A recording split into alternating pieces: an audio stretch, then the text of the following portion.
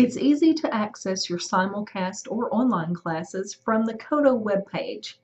Start at www.coto.edu. Up at the top right, you'll see online courses. As you hover over it, the word Blackboard will appear in a bubble below. Click on Online Courses. This will direct you to Blackboard for login.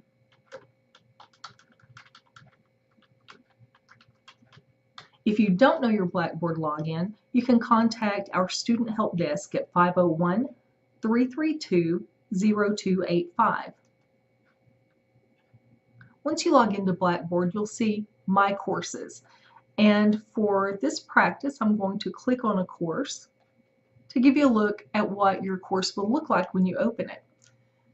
So once you open your course, you'll see a banner at the top with the name of the course and other important information like the instructor's name, the course number, and that sort of thing. That lets you know you're in the right place. You'll see this area on the left of your page is called the course menu. You have homepage, which is where we are now. You have a link here called Join the Online Class, Announcements, Course Content, Syllabus, My Grades, and Blackboard Help. Your course will have different items in the menu. Sometimes they'll look like buttons, sometimes they'll look like links like they are here, and some instructors include more things like Meet My Instructor or some other basic course information. So how do you get to your simulcast class?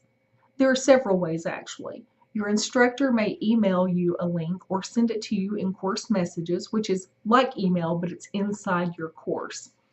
Then you may also see that link as an announcement, as in here. The instructor has posted a link that says, here's a link to this week's session. If you can't access it by clicking on the link, copy and paste it into the browser. So that's one way. This instructor also has Join the Online Class, a link in the menu that makes it super easy to join the class. So let's just try that. When you click Join the Online Class, it might also be called Collaborate or Blackboard Collaborate.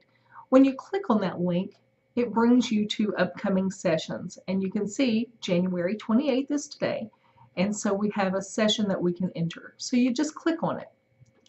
Then you get the option to join session. So you join in.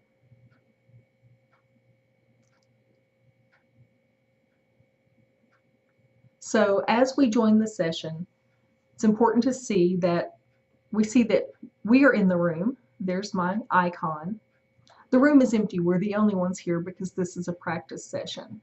If you ever log into a room and it's empty, that just may mean that the instructor isn't logged in yet. Just give it some time and or check back in a few minutes later. You also see these icons here: share audio, share video, and raise hand.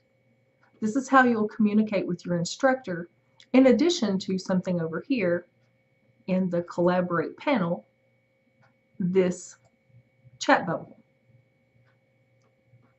Let's start here. If you want to share audio, so say you have a webcam or you're using a laptop with a webcam and microphone built in, then simply click there to share audio. You can see the microphone is moving. So if the instructor asks you a question, you can raise your hand, and then when the instructor calls on you, you can open your mic to share your answer. It's okay if you don't have a microphone though, because you can always answer here in the chat and type your answer there. It's just like texting. If you want to share a video of yourself, you can click here. And you see it asks you several control options. It gives you options to zoom in or to zoom out. You can cancel or you can share the video. So if you want to share the video, you would click there. And then your image would appear on everyone's screen. Keep in mind, this is all public. So if you share video, everyone who's logged in can see it. And everyone who's logged in can hear you when you also click share audio.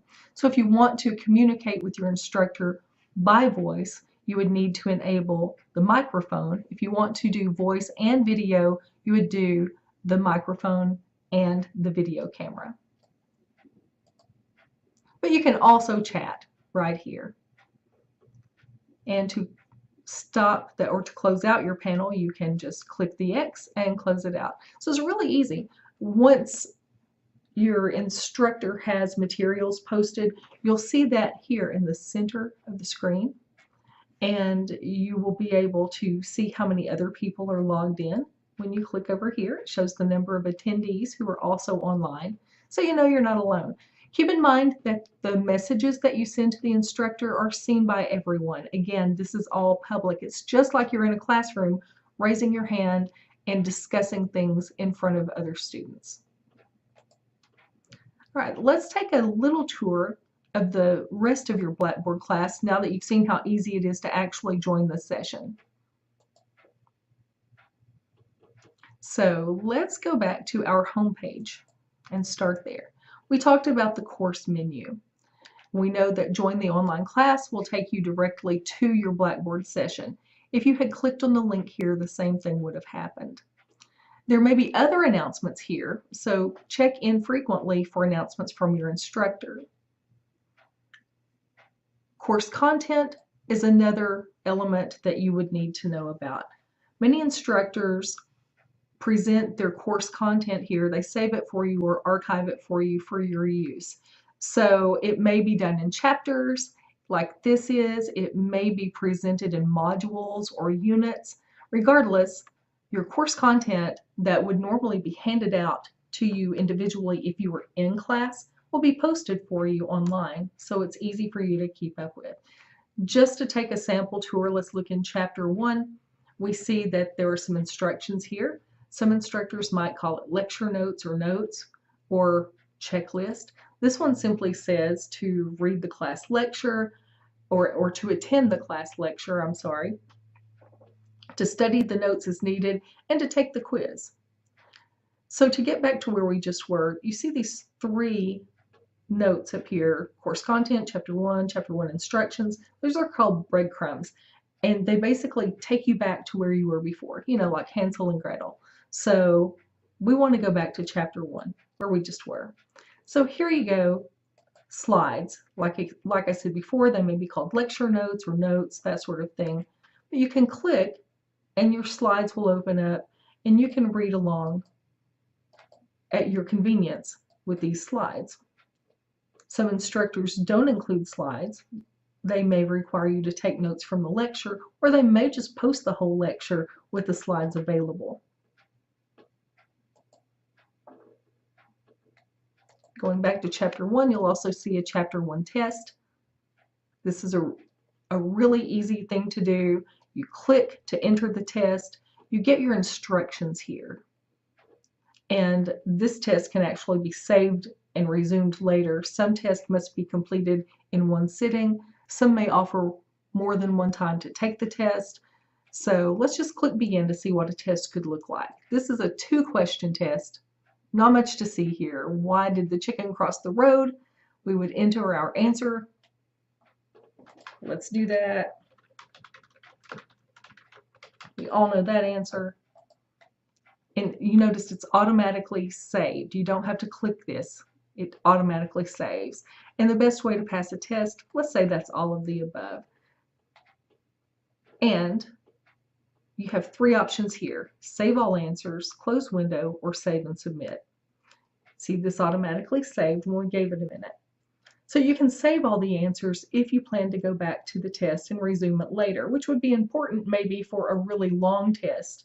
But this was just 2 questions, so we're not going to save the answers to submit later. We're going to do that now. If you close the window, you